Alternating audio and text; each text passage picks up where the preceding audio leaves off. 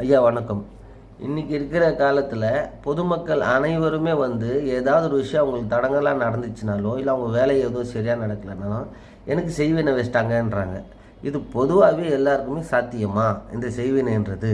இல்லை, இந்த கேள்வி உண்மையிலேயே எல்லாருமே தெரிஞ்சுக்க வேண்டிய கேள்வி தான். இன்றைக்கி நிறையா மாந்திரிக ஒன்றும் இல்லை. இன்றைக்கி ஒரு சின்ன ஒரு வீட்டில், அதாவது எல்லாருக்குமே கஷ்டம் நஷ்டம் இதெல்லாமே அந்தந்த காலகட்டத்தில் வருன்றது உண்மையிலே எல்லாருக்குமே தெரிஞ்ச ஒரு விஷயந்தான்.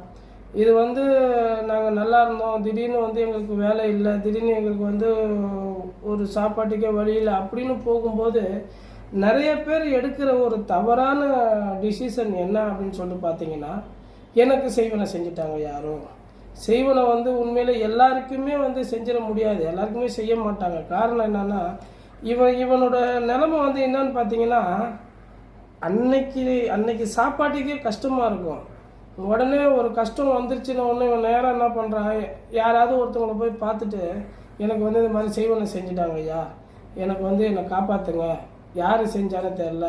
இவன் சொல்கிற அந்த வார்த்தை இருக்குது பார்த்தீங்களா, எனக்கு யாரோ செஞ்சிட்டாங்கன்னு சொல்லிட்டு உடனே அதை வச்சு மற்றவங்க என்ன பண்ணுறது, ஆமாம் அவங்களுக்கு செஞ்சிட்டாங்க அப்படின்னு சொல்லிட்டு அவங்கக்கிட்ட 10,000 20,000 பிடிங்கிறது.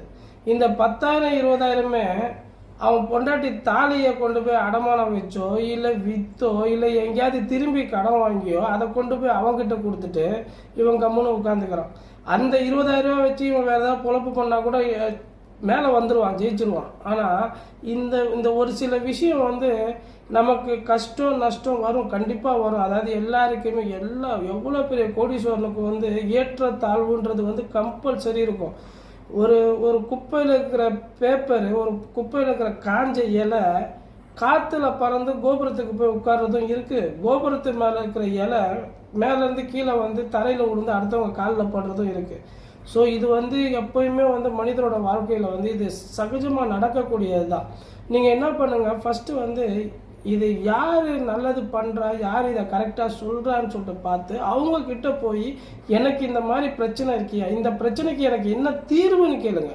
தீர்வை கேட்டிங்கன்னா தீர்வை சொல்கிறவன் தான் நல்ல மாந்திரிகவாதி. உடனே உங்களுக்கு அதை பண்ணிட்டாங்க இதை பண்ணிட்டாங்கன்னு சொல்லிட்டு மக்களை ஏமாற்றி அவன்கிட்ட காசை பிடிங்கி அவன் வச்சிருக்கிற 10 20 வாங்கி தின்னுட்டு உட்காந்துருக்கிறோம் மாந்திரிகவாதி இல்லை. இதை மக்கள் ஃபஸ்ட்டு தெளிவாக புரிஞ்சுக்கணும். நமக்கு கஷ்டம் வந்திருக்குப்பா, இந்த நேரத்தில் நமக்கு கஷ்டம் இருக்குது, இந்த கஷ்டத்துலேருந்து நம்ம எப்படி வெளியே வரணும், நம்ம எப்படி வெளிப்பட முடியும், நம்ம எப்படி குடும்பத்தை காப்பாற்ற முடியும். சரி, இந்த தொழிலில் நஷ்டமாயிடுச்சா கொஞ்ச நாளைக்கு நம்ம அடுத்தவன்ட்டு வேலைக்கு போகிறது கூட ஓகே தான், பிரச்சனை இல்லை. ஒன்றுமே இல்லாமல் கையில் இருக்கிற காசை கொண்டு போய் இன்னொருத்தர்கிட்ட கொடுத்து மாட்டிக்கிட்டு இருக்கிறதுக்கு டெய்லி ஒரு 1500 ரூபா சம்பளம் வந்துருச்சுன்னா கூட உங்களுக்கு மாதம் 45,000 ரூபா வந்துருச்சுல்ல. இதை மாதிரி சின்ன சின்ன விஷயத்தை நீங்களே யோசிங்க. தப்பாக போய் முடிவெடுத்து உடனே போய் யாருக்கிட்டேயா போய் எனக்கு இந்த மாதிரி மாந்திரிகம் பண்ணிட்டாங்க, எனக்கு இந்த மாதிரி செய்வனை செஞ்சுட்டாங்க.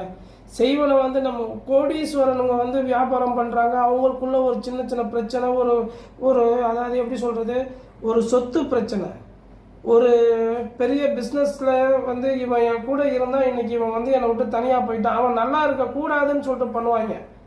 அது ஒன்றும் பிரச்சனை. ஒன்றுமே இல்லாதவனுக்கு செய்வனை செஞ்சு என்ன பண்ண போகிறாங்க, ஒன்றுமே இல்லை, வேஸ்ட் இல்லை.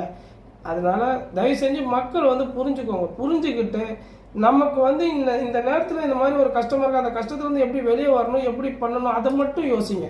உடனே போய் யார்கிட்டயா பார்த்து எனக்கு செய்வனை செஞ்சுட்டாங்க என்னை காப்பாற்றுங்கன்னு சொல்லிட்டு போனீங்கன்னா கண்டிப்பாக ஏமாற்றி காசு கொடுங்கிறத மட்டும்தான் பார்ப்பாங்க. இது நீங்கள் எல்லோரும் ஒரு விழிப்புணர்வோடு இருக்கணும் அப்படின்றதுக்காக ஒரு வீடியோ தான் இது. எங்கேயும் போய் தவறான விஷயத்தில் ஏமாறாதீங்க. ஃபஸ்ட்டு நல்லது கெட்டது தெரிஞ்சுக்கோங்க. தெரிஞ்சு அதுக்கு ஏற்ற மாதிரி இப்போ ஒன்றும் இல்லை, இப்போ ஒரு தன்னோட மனைவி என் பேச்சை கேட்கவே மாட்டா, அவளுக்கு அவங்க அம்மா வீட்டில் செய்வனை செஞ்சுட்டாங்க அப்படின்னு கூட கணவர்கள் வராங்க ஒரு சிலர். அது கூட தவறு தான். எந்த அம்மாவுமே தான் பொண்ணுக்கு செய்வனை செய்ய மாட்டாங்க.